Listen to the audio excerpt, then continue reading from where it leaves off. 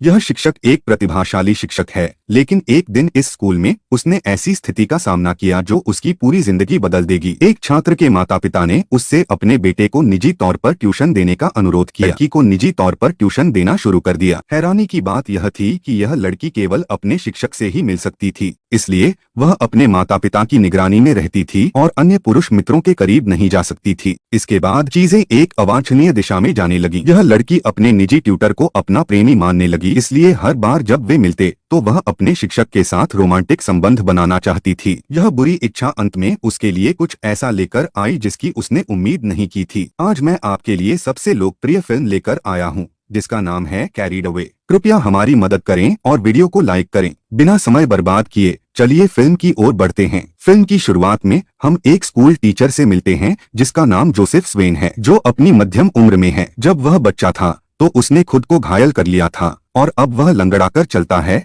और एक छड़ी का इस्तेमाल करता है। वह अपने पुराने घर में अपनी मां के साथ रहता था। जब वह स्कूल पहुंचता है तो वह अपने छात्रों को बताता है कि स्कूल जल्द ही बंद हो सकता है। आप सभी ने सुना होगा कि यह सेमेस्टर खत्म होने के बाद स्कूल बंद होने की संभावना है। इसी समय एक नई 18 वर्षीय छात्रा कैथरीन व्हीलर कक्षा में प्रवेश करती है। काम के बाद जोसेफ रोसाली से बात करता है, जिसका पति गुजर चुका है, और स्कूल बंद होने की चर्चा करता है। अगले सुबह नाथन व्हीलर नाम का एक आदमी, जो एक सेवानिवृत्त मेजर है, कैथरीन के साथ जोसेफ के फार्म पर आता है। व्हीलर अमेरिकी सेना से सेवानिवृत्त, अगर आपने सुना हो तो मैं आपका नया पड़ोसी हूँ। वह कैथरीन के घोड़े को जोसेफ के अस्तबल में रखना चाहता है और इसके लिए हर महीने $177 देने को तैयार है। जोसेफ निश्चित रूप से हाँ कहता है। बाद में जोसेफ कैथरीन को कार में बैठा कर ले जाता है और उसे बताता है कि यह उसका आखिरी साल है बतौर शिक्षक। कैथरीन उससे पूछती है कि वह इसके अलावा और क्या कर सकता है, लेकिन जोसेफ के पास कोई जवाब नहीं होता। इसी क्षण उसके मन में गलत विचार आने लगते हैं। उसी दिन डॉक्टर इवांस जोसेफ की मां को दवा देने के लिए उनके घर आते हैं। वह जोसेफ को बताते हैं कि उनकी मां की तबीयत और बिगड़ती जाएगी और उनके पास केवल कुछ महीने ही बचे हैं। उनके लिए अस्पताल में रहना ही सबसे अच्छा होगा। कुछ और महीनों तक उसे उत्कृष्ट पीड़ा में रहने दो। अगले दिन काम के बाद जोसेफ खलिहान में जाता है और देखता है कि कैथरीन चुपचाप ऊपरी मंजिल पर उसका इंतजार कर रही है। तुम जानते थे कि मैं यहाँ हूँ। वह भी वहाँ जाता है जहाँ कैथरीन हल्के से इशारा करके अपने जज्बात जाहिर करती है और उसका ध्यान आकर्षित करती है। जोसेफ तुरंत वहाँ से चला जाता है, यह तय करते हुए कि वह अपने सिद्धांतों पर कायम रहेगा। हालांकि कुछ सोच विचार के बाद और इसमें थोड़ा रोमांच जोड़ने में कोई हर्ज नहीं, वह वापस लौटता है। जोसेफ और कैथरीन के बीच एक खूबसूरत घनिष्ठता का पल बीतता है। तुम क्या सोच रहे हो कि मैंने पहले कभी किसी छात्रा के साथ प्रेम नहीं किया? स्कूल बोर्ड जोसेफ को चेतावनी देता है कि अगर उसने अपनी प्रोफेशन डेवलपमेंट कक्षाएं पूरी नहीं की तो वह शहर के स्कूलों में पढ़ाने के योग्य नहीं रहेगा। जोसेफ इस बात की परवाह नहीं करता, बोर्ड के सदस्यों को नजरअंदाज करता है और घर लौट आता है। इसी बीच इवांस जोसेफ से मिलने आता है और उसे बताता है कि मेजर व्हीलर, जिसे भी शिकार का शौक है, पास में एक कोलोट देखने की बात कर रहा था। इवांस जोसेफ को अपनी शिकार राइफल देने का फैसला करता है क्योंकि वह अब शिकार करने के लिए बहुत बूढ़ा हो गया है। अपनी एक कक्षा में जोसेफ अपने छात्रों को निबंध लिखने के लिए कहता है। कैथरीन इस अवसर का उपयोग यह कहने के लिए करती है कि वह उससे मिलना चाहती है क्योंकि उसे कुछ महत्वपूर्ण बात साझा करनी है। बाद में ड्राइविंग के दौरान जोसेफ कैथरीन पर इतना स्पष्ट नोट लिखने के लिए नाराज हो जाता है। उसे चिंता होती है कि कोई उनके रिश्ते के बारे में पता लगा सकता है। पहले तो उसे लगता है कि वह गर्भवती हो सकती है, लेकिन कैथरीन कहती है कि ऐसा नहीं है। मुझे अच्छा नहीं लग रहा। अंत में वह गर्भवती होने के बारे में मजाक करती है, जिससे जोसेफ चौंक जाता है। मेरा मूड नहीं है, मत करो। वह नहीं जानता कि इस स्थिति से कैसे निपटा जाए या दूसरों को इसके बारे में कैसे बताया जाए, लेकिन उसके लिए राहत की बात यह है कि यह सिर्फ एक मजाक था। कैथरीन गर्भवती नहीं है। एक सुबह कैथरीन जोसेफ को 20 साल पुरानी बॉर्बन की एक बोतल देती है। वह इसे स्वीकार करता है और उसकी मां के बारे में पूछता है, खासकर अपनी मां की समस्याओं से बातचीत को हटाकर वापस जोसेफ पर केंद्रित कर देती है। डॉक्टर इवांस अप्रत्याशित रूप से अस्तबल में प्रवेश करते हैं और उन्हें एक साथ देखकर स्तब्ध रह जाते हैं। जो कुछ हो रहा है उसे देखकर वह हैरान रह जाते हैं और सोचते हैं कि यह कब से चल रहा है। जोसेफ उन्हें सब कुछ बता देता है और इवांस उसे चेतावनी देते हैं कि अगर उसने इसे बंद नहीं किया तो उसे गंभीर परिणाम भुगतने होंगे। खैर, यह राज ज्यादा दिन तक नहीं छिपेगा। इसके अलावा जोसेफ के जीवन में रोसाली भी है कि वह उसे शादी के लिए पूछे। स्कूल पार्टी के बाद रोसाली जोसेफ को अपने घर आने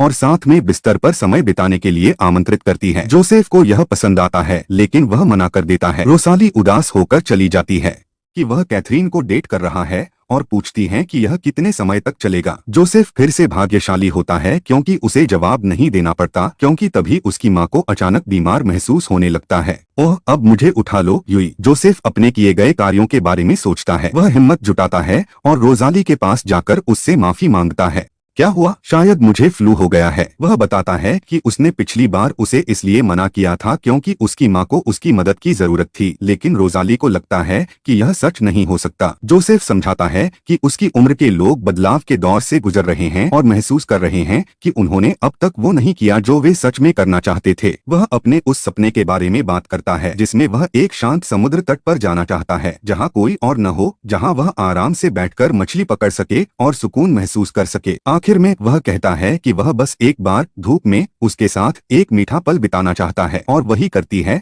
जो जोसेफ चाहता है। अब हम शुरू कर सकते हैं। बाद में जोसेफ की माँ का निधन हो जाता है।